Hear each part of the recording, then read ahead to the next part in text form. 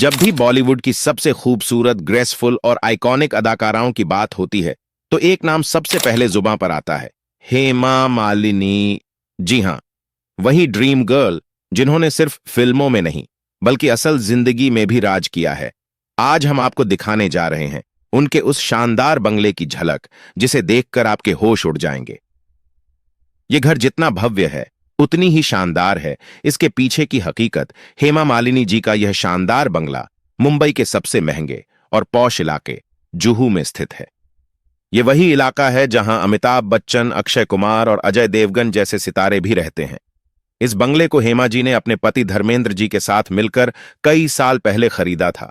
3 मंजिला ये आलीशान घर दूर से ही एक राजा महाराजा के महल जैसा लगता है। बाहर हरियाली, शांत माहौल और बड़ी बड़ी दीवारों से घिरा हुआ यह बंगला किसी स्वर्ग से कम नहीं लगता। अब आइए चलते हैं घर के अंदर। घर की एंट्री से ही आपको एक साउथ इंडियन टच देखने को मिलेगा। लकड़ी के पिलर, ट्रेडिशनल दिए और प्राचीन मूर्तियां। दीवारों पर बड़ी बड़ी पेंटिंग्स और सजे हुए झूमर घर को रॉयल फील देते हैं। ड्राइंग रूम में अलग अलग रंगों के बड़े बड़े सोफे, बीच में शानदार सेंटर टेबल और चारों ओर सजावट की ऐसी चीजें हैं जो शायद ही कहीं और देखने को मिले। बड़ी बड़ी कांच की खिड़कियों से सूरज की रोशनी सीधी कमरे में आती है और बाहर का हरा भरा नजारा भी साफ दिखाई देता है। अपनी दोनों बेटियों ईशा और आहना की शादी के बाद हेमा जी अब इस घर में अकेले रहती हैं।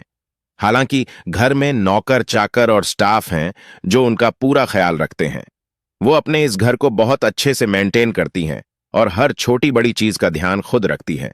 यही वजह है कि उनके घर की तस्वीरें जब जब सोशल मीडिया पर आती हैं फैंस हैरान रह जाते हैं।